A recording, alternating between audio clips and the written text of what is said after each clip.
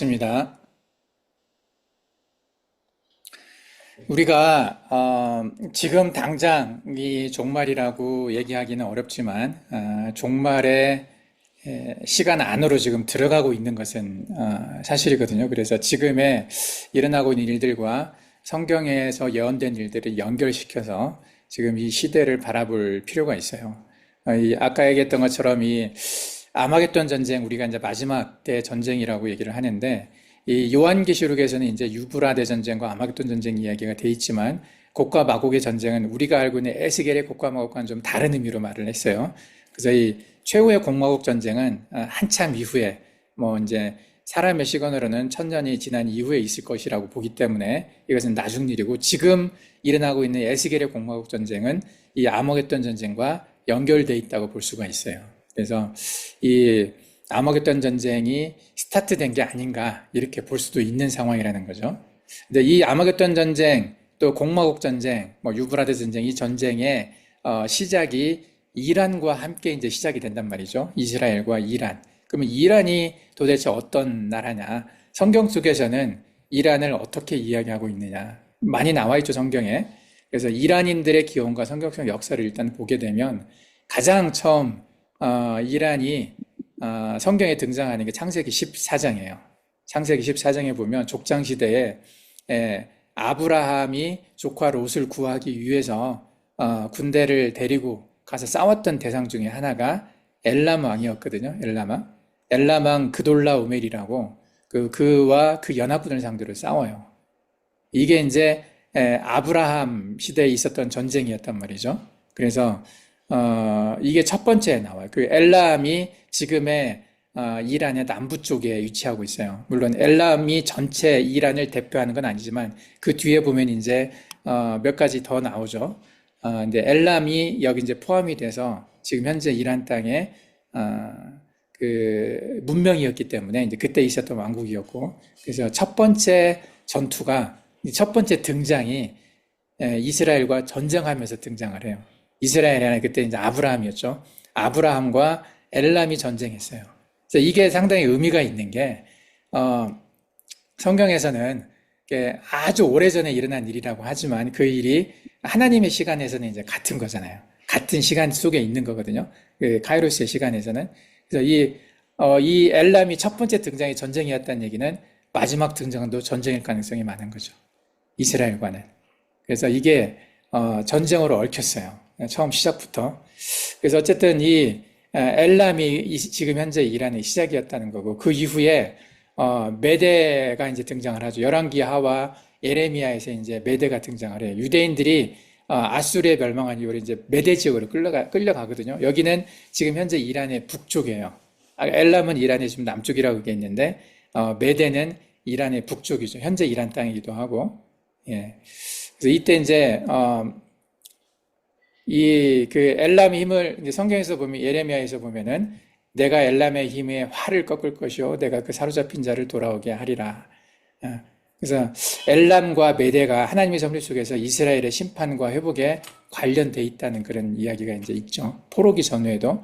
그리고 그 이후에 고레스 왕이 나오죠. 고레스 왕이 바사 페르시아를 만들면서 바사 제국 시대가 이제 시작이 되는데, 메대와 바사라고 표현되잖아요. 그래서 이제 바사가 메대를 통합을 하고 페르시아가 이제 만들어지면서 고레스가 이제 그쪽 중동 전체를 통합하는 그런 과정에서 이 귀환을 시키는 게 나오죠. 이스라엘의 포로들을 아수르에 끌려왔던, 또는 바빌론에 끌려왔었던, 특히 이제 바빌론에 끌려왔던 남방 유다 사람들도 바빌론을 이 페르시아 바사가 점령을 하면서 그 돌려보내주고 그런 역사가 나죠. 고레스 왕의 그 이야기가 나오죠.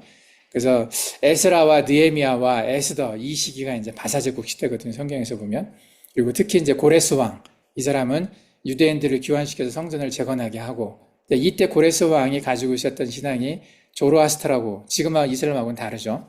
조로아스터교였다고 얘기를 하고, 이제 그리고 다리오와 아하수에로, 에스더의 남편이라고 보죠. 이때도 이제 위험했지만 에스더를 통해서 유대인들을 구원하는, 죽이지 않고 오히려 이제 모함했던 그 하만이었던가요? 하만이었죠, 하만. 아말렉 족속의 후예, 예, 이들을 오히려 이제, 벌하고 이스라엘을 구했던, 유대를 구했던 그런 왕이었었죠. 그 에스더와 모르도게가 이제 이란 땅에서 유대인의 보호자 역할을 했던 그 이야기가 나와요. 그리고, 예수님이 태어나셨을 때 동방박사 세 사람이 왔다고 되어 있잖아요. 그 또한 이제 아마 지금의 이란 땅이 아닐까 생각을 하죠. 예. 그래서 이 이란이 성경에 이제 여러 번 연결이 돼요. 그리고 신약 시대에 보면은 사도행전 2장에서도 보면 엘람인들이 오순절 다락방 사건에 참여해 있었어요. 오순절 성령 감림 때 엘람 지역에서 온 유대인들이 예루살렘에 있었거든요. 예. 사도행전 2장 9절에 보면 우리는 바데인과 메데인과 엘람인과 이런 식으로 이제 표현되어 있는 부분이 있어요. 그래서 이란 지역에 유대 공동체가 여전히 존재하고 있었다. 이때도 그걸 보고 있어요. 이란 지역에 살고 있었다는 걸 알 수가 있고, 현재 시대는 1948년에서 현재인데, 이스라엘이 처음에 만들어졌을 때는, 건국 후에 이란은 투르키에 다음에 이어서 이스라엘을 인정한 두 번째 이슬람권 국가였어요. 굉장히 빠르게 인정을 했어요. 우리가 저번에 얘기했던 것처럼, 그 전에 왕조, 지금의 이슬람 정권이, 신정 정권이 들어서기 전에 이란에서는 팔레비 왕조가 있었다고 그랬죠. 이 팔레비 왕조하고 이스라엘은 친했어요. 서로 가깝게 지냈던 사이였단 말이죠. 근데 1979년에 이슬람 혁명 후에 이제 그때부터 이스라엘을 이란이 적대적으로 하게 되면서 이 땅에서 지워야 될 나라로, 그러니까 가장 원수로 생각하는 그런 적대국이 됐었죠. 그래서 이스라엘 주변에 하마스나 헤즈볼라 이런 단체들을 지원하면서 이란이 그 뒤에서 조종을 하고 그러면서 이제 이스라엘을 괴롭게 만드는 그런 대표적인 나라였단 말이죠. 그래서 이제 이 시리아, 레바논, 예멘 등에서 대리전을 하다가 군사적 충돌로 이어져 갔는데 이 나라들에 있는 이란의 대리 세력들이 지금은 거의 이제 완전히 없어진 건 아니지만 그 힘을 많이 잃었죠. 예. 그래서 어쨌든 이란은 이렇게 오래전부터 아브라함 시대 때부터 지금까지 이스라엘과 계속해서 이 적대적인 관계, 대부분은 적대적인 관계죠. 시작이 적대적이었기 때문에 그런 관계를 유지해오고 있어요. 이 계보를 보게 되면, 성경적 계보를 보게 되면 엘람은 셈의 아들이죠. 창세기 10장 21절에 나와요. 그래서 이란 남서부 쪽에 살고 있고 고대 엘람 문명을 일으켰던 그런 민족이고요. 메데 또는 마데라고도 하죠. 여기는 야베사 아들이에요. 여기는 인도 유로피언이라고 하는데 인도 북서부에 있죠. 인도 북서부에 있는 민족들이고, 바사는 메데와 엘람이 합쳐졌어요. 이거 이제 아리안계라고 하죠. 아리안계. 예, 인도 쪽하고 이제 비슷한 계열인데 고대 페르시아, 이제 현대 이란으로 이어지는 이게 종족이죠. 엘람과 메데와 바사. 현재 페르시아 이란은 엘람과 마데가 합쳐진 것이라고 보면 돼요. 어쨌든 이란은 셈족과 야베 쪽의 호남 민족이에요. 그래서 성경 족보상으로도 이스라엘과 깊은 이제 혈연적 지리적 연관을 맺고 있다고 되어 있고, 예. 정리를 한번 해보면은 앞에 이제 쭉 설명을 했지만 족장 시대에는 엘람 왕국이었고 적대적인 관계였어요. 그래서 아브라함과 엘람 왕이 전쟁했던 이야기가 창세기 14장에 나와 있고, 포로기 전후에서는 메데와 엘람이었고, 이때는 이제 심판과 회복의 도구로 하나님께 이제 쓰셨었죠. 그래서 이때는 직접적으로 이스라엘을 공격했던 건 아니고 아수르와 그 바빌론에 의해서 이제 정복되어진 이스라엘을 회복시켜주는, 그들을 심판하고, 아시리아와 바빌론을 심판하고 그리고 이스라엘을 회복시켜주는 도구가 됐었죠. 이때는 좋았던 관계였었죠. 바사 제국 때도 이들을 귀환시켜주고 고레스 승령에 의해서 성전들을 재건할 수 있도록 이제 도와줬었고, 에스더 사건 때도 이스라엘 백성들을, 이렇게 유대인들을 보호했던 일들이 있었어요. 신약 시대에 보면 엘람과 메대 유대 공동체가 여기서 많이 살고 있고, 이들을 통해서 오순절 성령의 사건들에 이들도 같이 참여했던 적이 있었고요. 근데 현대에는 관계가 좋았다가 이슬람 공화국이 되면서 적대적인 관계가 됐어요. 그러면서 이제 종말론적의 어떤 해석의 대상이 되는 거죠. 종말의 타이밍에 굉장히 중요한 역할을 하게 되는, 우리가 아까 얘기했던 것처럼 시편 83편의 전쟁, 그리고 에스겔에 예언되어 있던 공마국의 전쟁, 여기에 이제 상당히 중요한 역할을 하는 그런 이란이 이제 종족이 된 거죠. 그래서 이처럼 이란과 이스라엘은 단순한 적대국이라고 볼 수는 없고 하나님의 구속사 속에서 서로를 심판과 회복, 보호와 대립의 도구로 사용해 준 복합적인 관계죠. 근데 이제 마지막 공화국의 전쟁에서는 이게 이제 시작이 된 어떤 전쟁의 마지막 전쟁의 시작을 어떤 스타트를 하게 되는 그런 나라가 되지 않을까 내 생각이 되는 거죠. 그래서 이게 현대의 이란과 이스라엘은 이제 성경적 예언이 이제 아직 그 이루어지지 않은 일들 보면은 이제 공화국 전쟁과 굉장히 밀접하게 연결이 돼 있다는 걸 알 수가 있어요.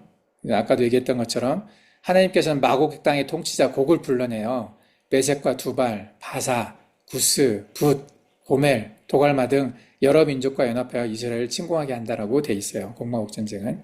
그리고 지금 이 전쟁이 이미 시작이 됐고, 그리고 오늘 뉴스로 이제 휴전이 됐다고 돼 있지만 그건 휴전이죠, 휴전. 잠시 전쟁을 쉰다는 거지. 그들이 그대로 살아 있잖아요. 이스라엘을 적대시하고 이스라엘을 멸망시켜야 되겠다고 생각하는 그 사람들은 그대로 지금 존재하고 있거든요. 그들이 이란의 정권을 가지고 있고 지금은 자기들이 힘이 약하기 때문에 쉬는 거지만은 전쟁을 쉰다고 얘기하지만은 아마 어떤 형태로든 다시 그 힘을 회복을 해서 다시 이스라엘과 전쟁을 일으킬 거라고 예상이 되죠. 예. 언젠가는 그 시간이 언제 올지는 정확히 모르겠지만 아마 아주 먼 미래는 아닐 거라는 생각이 들어요. 그래서 지금 이렇게 지금의 세상과 이제 연결이 되어 있는데 지금의 세상이 이제 다니엘에서는 남방왕과 북방왕으로 구분을 했잖아요. 그래서 북방왕과 남방왕의 마지막 전쟁이 지금 시작되고 있는 거죠. 에스겔에서는 공화국 전쟁으로 표현을 했고 다니엘에서는 그것을 북방왕과 남방왕의 전쟁으로 표현을 했고 그리고 요한계시록에서는 그것을 유브라데 전쟁과 아마겟돈 전쟁으로 표현을 했다는 거죠. 이게 남방왕과 북방왕, 마지막 남방왕과 북방왕의 전쟁, 에스겔의 공화국의 전쟁, 그리고 요한계시록의 유브라데 전쟁과 아마겟돈 전쟁, 이것은 거의 같은 거라고 생각을 하면 될 것 같아요.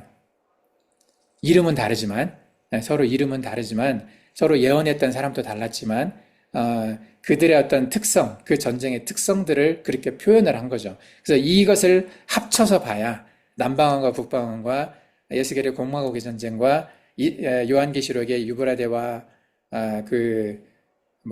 아마겟돈 전쟁 그리고 이제 이것을 이어가게 되는 흰말을 탄 자, 흰말을 탄 자라고 얘기하는 게 이제 우리가 적그리스도라고 생각을 하는데 이것이 같이 다 연결돼 있다는 거죠. 그래서 함께 봐야 돼요. 함께 다 이것을 봐야 되는데 저번에 이제 우리가 세계관 강의를 하면서 남방왕과 북방왕을 설명을 할 때 이제 글로벌리스트와 패트리어티즘 이 두 가지를 얘기한 적이 있었어요. 어떤 한 나라만 말하는 게 아니라 진영을 이야기를 하죠. 어떤 아이디어, 어떤 세계관을 공유하고 있는 그런 세력들 간의 싸움이 있다는 얘기죠. 반이스라엘적 글로벌 세력. 이것이 이제 우리 글로벌리즘이라고 보지는 않고 이제 좀 이렇게 좀 하나로 딱 정확하게 이렇게 구분해서 말하기는 좀 쉽지가 않은데 어쨌든 반이스라엘로 뭉쳐지는 어떤 세계적인 세력이 러시아, 중국, 이란, 북한 거기에 이제 브릭스 진영이라고 얘기를 하죠. 이게 러시아, 중국이 들어가 있는 이제 진영이 브릭스인데 이들 진영과 또 서방 세계, 또 와일드 웨스트라고 하는 한국이나 일본이나 이런 나라도 들어가는 범나토 뭐 이런 세력들이 지금 현재 부딪히고 있거든요. 뚜렷하게 이제 그런 구분이 지금 점점 더 되어가고 있는데 이런 어떤 성격이 함께 부딪혀서 거의 세계 모든 나라가 이 전쟁에 이제 같이 참여하게 되는 게 이제 공화국 전쟁이 아닐까 생각이 되는 거죠. 그게 이제 3차 세계대전이라고 표현을 하는 이것이 지금 시작됐다고 생각하는 거죠. 이것이 이제 마지막 세계 단일 정부 수립을 위한 마지막 단계. 이 전쟁이 끝나고 이 전쟁의 과정에서 이제 힘이 한쪽으로 쏠리게 되면서 그리고 한 영웅이 나타나면서 적그리스도가 등장하게 되는 그 분위기가 만들어지는 거죠. 이 적그리스도가 등장한다는 얘기는 단일 정부, 단일 종교, 뭐 단일 경제 이런 것들이 이제 완성되는 시기이기 때문에 이것으로 가는 과정 속에서 이제 시편 83편의 전쟁이나 에스겔의 공화국 전쟁이 이제 간다고 생각이 돼요. 그래서 이게 참 이제 정리가 돼가는지 모르겠어요, 여러분들이. 아마 전에 이제 들었던 강의들과 함께 이제 생각을 하다 보면, 정리가 좀 될 텐데, 이제 이 강의 끝나고 나서 이 강의 다시 한번 이제 한번 반복해서 보세요. 예. 그래서 이제 이렇게 이 전쟁에 대한 해석이 여러 가지가 있어요. 근데 이제 세대주의 전천년들과 뭐 역사전 전천년, 무천년설에서는 좀 다른 각도로 봐요. 예. 우리는 이것을 구체적으로 역사적으로 일어나는 실제적 사건이라고 보는데, 이제 무천년이나 또 역사적 전천년 일부는 상징적인 것으로 해석을 하고, 근데 이제 이 전쟁들에 대해서 가장 예민하게 실제적으로 일어나는 전쟁으로 보고 성경의 예언과 딱 연결해서 보려고 하는 쪽이 이제 세대주의 전천년이 되게 강하죠. 그래서 구체적으로 이렇게 이 이야기들 지금 현재 가장 많이 하고 있는 그런 사람들을 보면 대부분 다 이제 세대주의 전천년과 연결된 사람들이 이걸 인터넷에 강의를 많이 하고 있어요. 그리고 이제 역사적 전천년으로 보시는 분들도 이걸 강의를 하고 있죠. 무천년이 대부분 이제 이건 영적으로 상징적이고 영적인 전쟁으로 보기 때문에 자세하게 이것을 이렇게 성경의 예언과 연결시켜서 보려고 하지 않는 경향은 있어요. 예. 어쨌든 지금 이제 우리의 생각은 역사적 전천년에, 그리고 세대주의 전천년은 아니지만 역사적 전천년의 관점에서 실제로 성경에서 나와 있는 이 전쟁들은 문자적으로 이루어질 예언들이라고 생각을 하고 이제 그렇게 바라보고 있는 거죠. 예.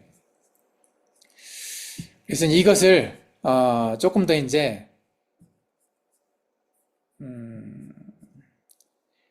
조금 더 좀 자세하게 다시 분석을 좀 해볼게요. 예. 그리고 이제 이것을 일으키는 사람들이 이제 누구일까? 이것에 대해서 이제 백그라운드의 사람들 한번 다시 분석을 해볼 거예요. 지금 현재 일어나고 있는 이란 이스라엘 전쟁에 대한 성경적 이해를 우리가 이제 해야 되는데, 3차 세계대전의 씨앗이다.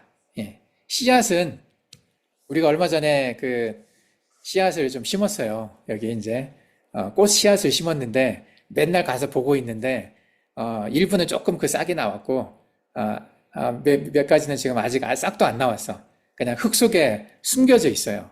그래서 겉에서 보면 보이지를 않아.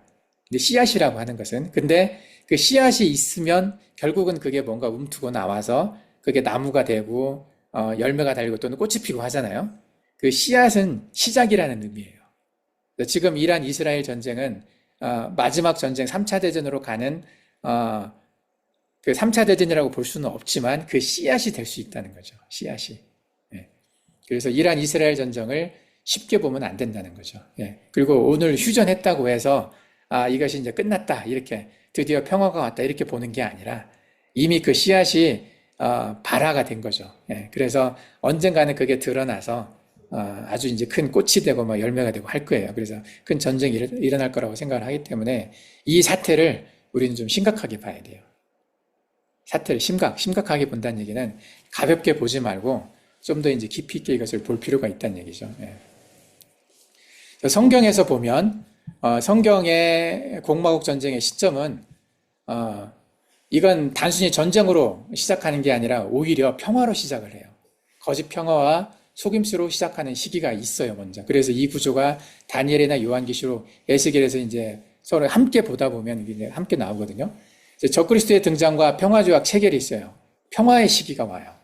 그가 많은 사람과 더불어 한 일해 동안의 언약을 굳게 맺고, 이게 이제 다니엘 9장 27절에 나와 있는 말씀이거든요. 그가 누구냐면 적그리스도죠. 적그리스도가 많은 사람과 더불어 한 일해 동안, 한 일해는 이제 7년이죠. 7년 동안의 언약을 굳게 맺는다는 얘기죠. 예. 이 구절에서 보면 그는 전통적으로 적그리스도로 해석이 되고 이스라엘과 7년간의 평화 조약을 해결한다고 그러죠. 이 조약은 겉으로는 평화와 안정 시대를 여는 것처럼 보이지만 사실은 종말의 시계가 작동된다는, 시작이 된다는 거죠. 이게 시간이 딱 스타트를 한 거예요. 예. 지금이 아마 그 시기가 될 수도 있다는 얘기예요. 아마 이제 조금 지나면 평화 조약을 하려고 할 거예요.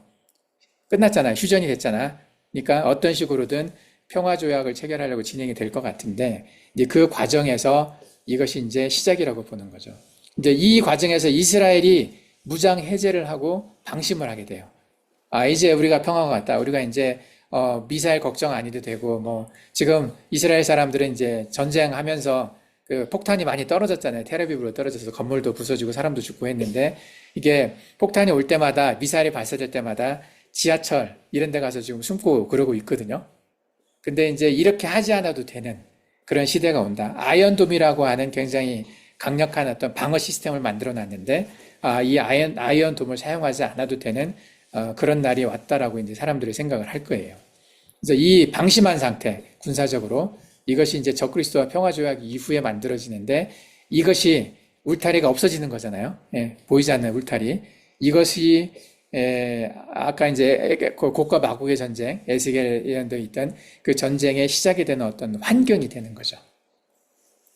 그리고 이제 곡마곡의 전쟁이 내가 너를 북방 끝에서 오게 하여 이스라엘 산들에 이르게 하고 북방 끝에서 온다는 얘기죠. 지금 북방 끝은 어디냐면 러시아거든요.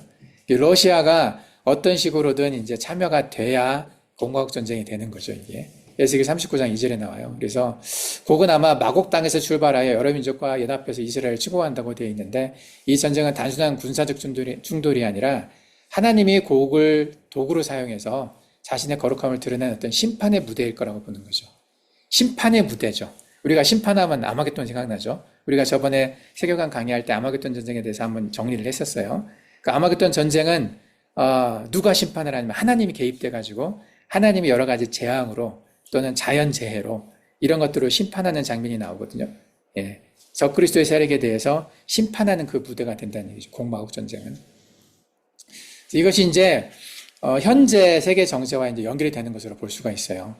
이란이 고립됐고 저항의 축이 무너졌어요. 하마스가 괴멸됐고 헤즈볼라와 후티도 심각한 타격을 입었어요.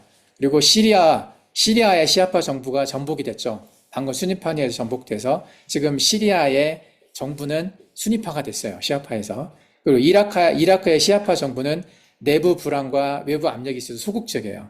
시아파지기는 하지만은 이라크는 지금 이스라엘과 싸울 생각이 없어요. 왜냐하면 이스라엘과 싸웠던 시아파의 대부분의 사람들이 죽었어요. 암살당했어. 폭격으로 암살당하고 이란의 군부 3명, 그 유해 3명도 다 암살당했거든요. 핵 과학자들 다 암살당했고. 그러니까 이라크가 나서가지고 나도 싸우겠다라고 말을 못한 이유가 그렇게 말하면 자기들도 죽을 거니까. 그래서 이라크도 좀 싸우고 있지 못해요. 시아파도 되게 소극적이죠. 그래서 현재 단독으로 이스라엘과 맞서고 있는 나라가 이란인데 이란도 지금 이제 휴전을 선언을 했어요. 그래서 군사력도 대부분 다 소진된 상태고 현재는 되게 이제 이 축이 저항의 축이라고 하는 이란이 고립되어 있는 상태이기 때문에 성경의 에스겔서에 표현되어 있는 곡의 연합군이 형성이 안 돼 있어요, 아직은. 예. 그래서 지금은 당장 곡과 마곡의 전쟁으로 이어지기는 어렵다고 보는 거죠. 근데 이제 중동의 재편과 평화 분위기가 이제 조성이 되는 거죠. 아브라함 협정을 할 거고 아까 봤던 것처럼 순위파의 수장이라고 할 수 있는 사우디아라비아의 빈살만이 이란을 비난을 했단 말이죠. 그리고 지금 네타냐후나 제럴드 쿠슈나나 트럼프와에게 좀 이 사이가 좋게 지내고 있어요. 아마 곧 그래서 이제 평화협정이 될 거라고 생각이 되는 거죠. 근데 그래서 지금은 곡과 마곡 전쟁의 전야라고 보는 거예요. 전조. 곡과 마곡의 전쟁이 씨앗은 시작이 돼요. 씨앗은 움텄지만 아직 그토록 드러나지는 않았어요. 그래서 전조 증상이 있는 전쟁에 드러나기 전이라고 보는 거죠. 예. 이제 이것이 그래서 성경은 어떤 전쟁이 일어나기 전에 적그리스도에 등장하고 평화조약을 할 거고 이스라엘은 무장을 해제할 거다. 예, 더 이상 전쟁이 일어나지 않을 거다라고 평화 상태로 갈 거라고 보는 거죠. 예. 그래서 이렇게 이스라엘과 이란은 완전한 휴전 합의를 했고 트럼프 대통령이 이제 발표를 했어요. 그래서 이 사람이 어떤 역할을 할 것인가. 이거에 대해서 이제 사람들이 많이 의심을 하고 있거든요. 흰말을 탄 자가 누굴 거냐. 한번 정리를 해볼 필요가 있어요. 요한계시록에 나와 있는 흰말을 탄 자. 이제 이 사람이 가장 큰 업적 중에 하나가 평화조약이거든요. 7년 동안의 평화를 가져오는 자. 요한계시록 6장 2절에 흰말을 탄 자에 대한 이야기가 나오고 다니엘에서도 아까 봤던 것처럼 그가 이렇게 표현되어 있죠. 7년간의 평화를 가져온다고 얘기되어 있어요. 요한계시록 6장 2절에 보면 내가 이에 보니 흰말이 있는데 그 탄 자가 활을 가졌고 면류관을 받고 나아가 이기고 또 이기려고 하더라. 예, 활과 면류관 이야기가 나와요. 활은 뭐냐면은 상징적인 무기잖아요. 근데 화살은 없어요.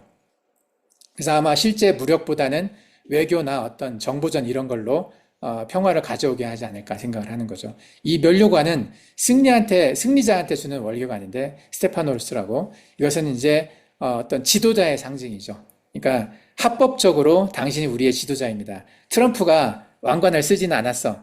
근데 대통령이잖아요. 이것은 국민들의 투표를 통해서 합법적으로 그에게 어떤 권력을 줬단 말이죠.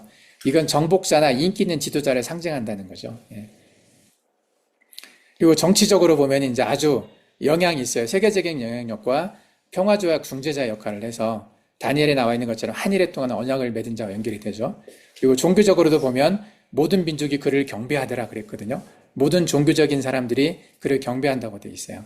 종교를 통합하고 어떤 초종교적인 어떤 그런 이미지를 갖고 있다는 얘기죠. 혈통적으로 보면 유대계 또는 로마계일 가능성이 있어요. 유대계라고 말하는 건 이제 아슈케나지 유대인, 에돔하고도 연결되죠. 또 다니엘 9장 26절에 보면 장차올 통치자를 로마 제국의 후손으로 보는 해석이 존재를 하죠. 로마와 유대와 에돔이 합쳐진 거죠. 어떻게 보면 혈통적으로. 그런 의미로 이런 흰말을 탄 자의 상징적인 특성들을 볼 수가 있는데, 이 조건에 모두 부합할 수 있는, 모두는 아니어도 어느 정도 부합할 수 있는 사람들을 내가 이제 AI에 코파일럿에 물어봤더니 이렇게 5명을 얘기를 했어요. 예. 신학적으로는 이제 좀 조심스럽지만은 어쨌든 도널드 트럼프, 에마뉴엘 마크롱, 이 프랑스 대통령이에요. 제러드 쿠슈너, 이건 이제 트럼프의 사위죠. 유대계 혈통을 갖고 있는. 그리고 교황은 이제 그가 누구든지 간에 카톨릭이 가지고 있는 어떤 상징성이 있고 카톨릭이 가지고 있는 힘이 있기 때문에 카톨릭의 교황은 언제든지 이렇게 적그리스도가 될 수 있는 가능성이 있죠. 그렇게 보는 사람, 특히 이제 안식교는 이런 교황을 그렇게 바라보고 있죠. 그리고 앨런 머스크가 가지고 있는 어떤 이제 특징들이 있어요. 여기에 내가 이제 한 명 더 또 많은 사람들이 또 이제 후보군으로 적그리스도의 후보로 생각하는 사람 중에 하나가 무하마드 빈 살만이거든요. 네. 중동에서 나온다고 하면 현재 그 사람이 가장 힘 있는 사람이기 때문에 그렇게 이제 보는 사람들이 좀 있어요. 이것들을 이제 조금 더 정리를 해보면 이렇게 이제 써머리를 한 건데, 요한계시록 흰말을 탄 자는 누구인가? 내가 보니 흰말이 있는데 그 탄자가 활을 가졌고 면류관을 받고 나아가 이기고 또 이기려고 하더라. 우리가 아까 이 말을 봤어요. 활을 가졌으나 화살은 없어요. 면류관을 받았어요. 설명을 했죠. 이기고 또 이기려고 한다. 정복적인 의도를 많이 가지고 있어요. 평화를 가장을 해서 정복을 하는 거죠. 네. 흰 말은 예수님도 흰말 타고 오시거든요. 그래서 평화의 상징처럼 보여요. 평화와 정의처럼 보이지만 그 실상은 거짓 평화죠. 우리가 알고 있는 그 요한계시록 6장의 흰말은. 예. 그래서 이 인물은 요한계시록 19장에 등장하는 진짜 그리스도와는 구분되고, 진짜 그리스도는 흰말을 타고 심판을 오시는 분이죠. 거짓 평화의 상징으로 해석되는 게 이제 이 요한계시록 6장의 흰말을 탄 자죠. 예. 첫 번째로 많은 사람들이 현재 가장 큰 권력을 가지고 있는 사람이 트럼프라고 생각을 해서 트럼프가 적그리스도인가요? 이렇게 보는 사람들이 있어요. 네. 그리고 아브라함 협정을 이 사람이 주도를 하고 있고, 앞으로도 이제 이스라엘과 아랍권의 포괄적 평화 조약을 이 트럼프가 중재할 가능성이 많다는 점에서 트럼프가 적그리스도일 가능성에 대한 이야기를 하거든요. 정치적 영향력 막강하죠. 현재로선 가장 큰 힘이 있는 사람이기도 하고, 종교적 상징성, 복음주의 기독교 지지를 하고 유대인 정동파 관계가 좋아요, 이 사람이. 그래서 네타냐후하고도 관계가 좋고 이스라엘 사람들하고 좋단 말이죠, 관계가. 그래서 종교적으로 신뢰를 얻고 있는 사람이에요. 개신교뿐만이 아니라 유대교에서도 이스라엘 관계 되게 좋아요. 예루살렘 수도로 인정을 했고 제3성전이 아마 이제 제3성전이 지어지게 될 가능성이 많아요. 이제 평화협정이 체결이 되면 그 제3성전의 건축을 가장 반대하는 나라가 이란이었거든요. 근데 아마도 아브라함 협정이 다 완성이 돼서 평화협정이 되게 되면 유대인들이 제3성전을 건축하게 될 가능성이 많다는 거죠. 예. 그 숭배적 이미지가 있어요. 어떤 일부 지지자들 사이에서는 이 고레스 왕처럼 하나님이 보낸 사람으로 이 트럼프를 생각하거든요. 신격화된 경향이 좀 있어요. 그리고 이름도 숫자도 이제 보게 되면 트럼프라고 하는 이제 나팔이 666과 연결된다고 주장하는 사람들이 있어요. 트럼프가 나팔이라는 뜻이거든요. 이게 불의 그런 뜻인데 계시록의 상징과도 연결이 돼 있어요. 그래서 이 트럼프가 어떻게 보면 가장 사람들이 생각하는 적그리스도 이미지와 가까울 수가 있거든요. 근데 반론도 있어요. 이 그림을 보면 이 사진 유명한 사진이죠. 트럼프는 죽을 뻔했어요. 거의 죽을 뻔했어요. 하나님이 살리셨다고 이제 보는데 그래서 아메리카를 다시 구하자라는 그런 캐치프레이즈 이렇게 걸고 제가 오늘 여러분 앞에 설 수 있는 것은 전능하신 하나님의 은혜일 뿐입니다. 이렇게 고백을 했어요. 그래서 미국의 개신교도들은 트럼프가 적그리스도가 되지 않을 거라고 지금 생각을 하고 있죠. 그리고 이 사람은 반글로벌리스트의 성향이 있어요. 적그리스도는 세계 단일 정부를 주도해야 하는데 트럼프는 글로벌리스트가 아니잖아. 오히려 패트리어티즘에 그래서 UN이나 WHO나 이런 글로벌 어떤 조직들과 대립하고 있어요. 그래서 아메리카 퍼스트를 얘기하거든요. 패트리어티즘이죠. 종교 통합에도 소극적이에요. 적그리스도는 종교 통합을 주도해야 하는데 트럼프는 개신교 중심의 보수신앙을 강조를 했고 초종교적 통합에는 소극적이란 말이죠. 기적이나 초자연 능력은 없어요. 이런 걸로 봐서 가능성은 있지만 아닐 가능성도 많다는 거죠. 반반인 거죠. 트럼프는. 그 다음에 이제 에마뉴엘 마크롱 프랑스 대통령이 있어요. 이제 이 사람이 갖고 있는 이름의 이미지가 엠마뉴엘이죠. 우리가 함께 하신 하나님. 성경에 나와 있는 엠마뉴엘이에요. 그리고 주님은 은혜로우시다. 마이클, 마크롱, 그 누가 신과 같은가, 평화로운 통치자, 그리고 짧은 직선, 수평 표시, 긴 마크 이런 의미가 있는데 이 에마뉴엘 마크롱 이름 안에 이런 뜻들이 있어요.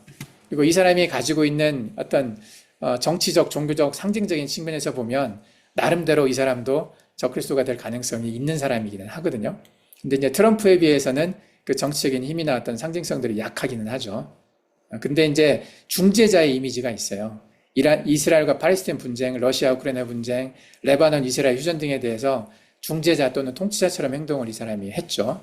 그런데 이 사람이 EU, 유럽의 나토 이거의 상징적인 인물이기도 하고 하기 때문에 미국에 트럼프가 있다고 하면 유럽에는 마크롱이 있다는 거죠. 에마뉴엘 마크롱이.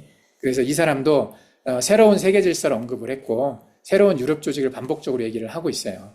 뉴 올드 오더 얘기를 많이 하고 있거든요. 그래서 이 사람도 상당히 의미가 있어요. 종교적으로 보면은 종교적 통합적인 메시지를 많이 해요. 전달을 해요. 그러니까 트럼프는 종교적 통합을 얘기를 안 하지만 이 사람은 종교 통합 얘기를 하고 이 사람은 글로벌리스트의 대표적인 사람이죠. 그래서 이 사람은 트럼프와 어떤 정치적인 힘에서는 좀 약하지만은 다른 부분에서는 이제 어떤 균형적으로 이렇게 흰말을 탄 자와 좀 가까운 사람이기는 합니다. 이게 정치적인 힘이 있으면서도 종교적인 상징성도 있어요.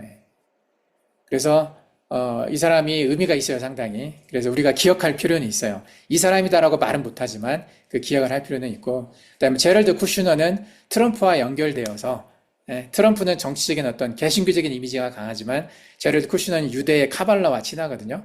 유대인이기도 하고, 그래서 이 트럼프와 이쪽 미국의 대표 트럼프와 이스라엘의 대표 네타냐후 뒤쪽에서 이 일을 조정할 수 있는 능력이 있는 사람이라고 보는 거죠. 그 영향력이 있는 사람이라고 보는 거죠. 그래서 트럼프 행정부에서 중동 평화 정책의 실무 총괄자로 일을 했어요. 아브라함 협정을 실질적으로 설계한 사람이기도 하고 이스라엘과 아랍권의 종교적 정치적 긴장을 완화시킨 인물이죠. 그리고 유대 가문 출신이에요. 정통 유대계 가문이고 초정통파 하레디 및 카발라 랍비들과 교류가 있어요. 그리고 그의 패밀리가 루바비치 하시딤이라고 하는 이 굉장히 이제 카발라파에서는 굉장히 유명한 사람인데 이쪽과 연관이 직접적으로 맺어져 있는 관계이기도 하거든요. 그래서 이 제럴드 쿠슈너도 상당히 의미가 있는 사람이라고 볼 수가 있어요. 그래서 이 사람도 특히 이제 종교적으로 이제 종교 나온지 프리메이션 뉴에이지와도 연결이 돼 있고, 그래서 굉장히 가능성이 있는 사람 중에 하나이기 때문에 좀 볼 필요가 있어요. 이 사람일 수도 있고 아닐 수도 있지만 어쨌든 이 사람이 가지고 있는 특성이 흰마른 탄자일 가능성도 배제할 수 없다는 거죠. 그리고 이제 교황, 이 사람 우리가 아직은 잘 몰라요. 선출된 지 얼마 되지 않았어요. 전에 있던 교황이 죽고 나서 레오 14세라고 이제 하는데 이 레오라고 하는 이름을 이 사람이 결정을 했다고 하더라고요. 이제 로버트 프랜시스 프레보스트라고 하는 사람이에요. 이름이. 그래서 이 사람은 레오 14세라고 이제 교황이 됐는데 1955년에 출생을 했고 미국에서 출생을 했고 페루에서 선교사로도 살았었고 어쨌든 2025년에 올해 얼마 전에 교황으로 선출이 됐어요. 근데 이제 교황이라고 하는 직책상 교황이 가지고 있는 의미가 예수 그리스도를 대신하는 자의 어떤 의미를 갖고 있거든요. 그래서 이게 적그리스도에 가장 근접해 있는 사람 중에 하나이기도 하고, 이제 이 사람이 앞으로 어떤 활동을 보일지 우린 정확히 모르지만, 카톨릭이 그동안 이제 제수이트를 통해서 해왔던 많은 일들이 있기 때문에 이 카톨릭이 결국에는 어떤 형태로든 이 적그리스도적인 어떤 흰말을 탄 자와 연결이 돼 있다고 보는 거죠. 우리는 이제 이 사람이 적그리스도라고 보지는 않고 이제 음녀의 역할을 한다고 보기는 하죠. 예, 나중에. 그래서 교황과 이제 적그리스도는 오래전부터 이제 연결이 되어 왔어요. 예. 그래서 이제 이것에 대한 이야기가 있고, 그리고 이제 마지막 아니 앨런 머스크가 또 있죠. 앨런 머스크는 이 사람 웃긴 사람이죠. 우리가 보기에는. 근데 굉장히 능력이 많은 사람이에요. 이 사람은 또 테크놀로지와 연결되고, 또는 이렇게 뭐 화성을 개발을 해서 지구가 멸망할 것을 대비해서 이 사람을 끌고 가겠다는, 그리고 뭐 또 스타링크를 만들어서 인터넷으로 전 세계를 연결시키고 어느 지역이든지 이제 그런 능력을 가지고 있고, 또 뉴랄링크라고 해서 어쨌든 뇌에 칩을 삽입을 해가지고 여러 가지 이제 기술로 인간의 의식의 통제의 가능성을 열어준 사람이죠. 또 X라고 해서 트위터잖아요. 트위터를 X라는 이름으로 만들어서 디지털 권력의 상징이 됐어요. 이게 이제 X는 사탄과도 연결이 되고, 이 사람이 입은 옷들이나 이런 것들을 보면 적그리스도와 연관되는 그런 이미지들의 옷들을 많이 입었거든요.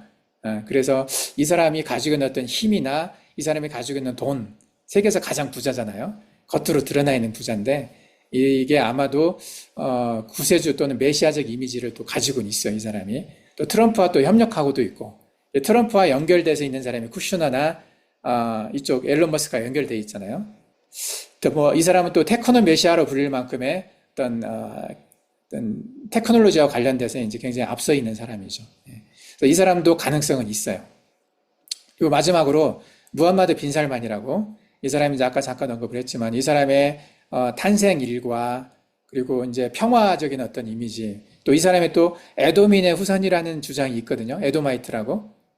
사우디아라비아가 에돔이라고 말하는 사람들도 있어요. 그래서 에사와 에돔과 연결되어 있는 이미지도 있고 해서 이 에돔족 속에서 적그리스도가 나올 거라고 우리도 생각을 하고 있기 때문에, 이 아슈케나지 유대인뿐만이 아니라 사우디아라비아도 그 에돔의 후손의 일부라고 보아진다고 하면 여기에서도 하나님을 대적하는 계보일 수도 있다고 보는 거죠. 그래서 이스라엘과 이제 또 평화협정을 곧 맺을 가능성이 많고, 아마 또 이스라엘이 이제 제3성전을 만드는 과정에서 이걸 허락할 가능성이 있거든요. 그러면서 어떤 이스라엘과 중동 사이의 어떤 갈등을 해결하는 어떤 그런 평화의 중재자의 상징적인 이미지를 가질 수도 있고요.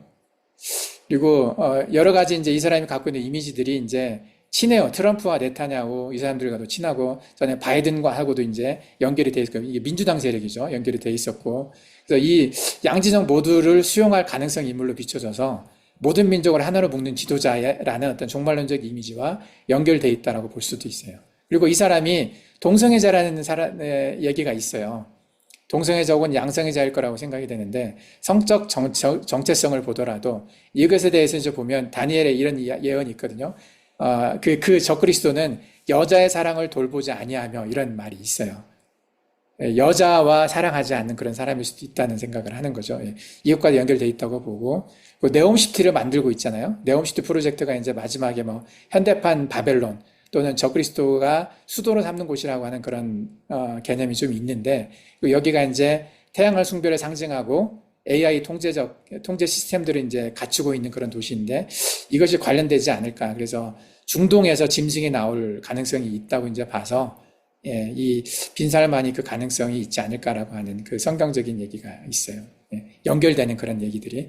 이런 것들이 이제 여러 가능성들이 있지만 뭐 어느 하나를 정확하게 정해서 말할 수는 없고, 우리가 이 이야기를 하는 이유가 뭐냐면, 성경에서 모든 영을 시험하라고 되어 있어요. 그리고 예언을 멸시하지 말고 모든 것을 분별하라. 그리고 그리스도께 시선을 고정하라. 이런 말들이 있거든요. 어느 한 사람을 우리가 정할 필요는 없지만은 적그리스도의 정체가 명확히 드러나기 전까지는 철저히 감춰질 거라고 데살로니가 후서에서도 이야기하고 있거든요. 근데 언젠가는 드러나요. 경각심을 가지고 우리가 이 세상의 흐름을 지금 잘 바라보자는 거죠. 이 중에 하나라고 우리가 단정적으로 말할 수는 없지만은, 그런 의미에서 우리가 한번 오늘 이 시간에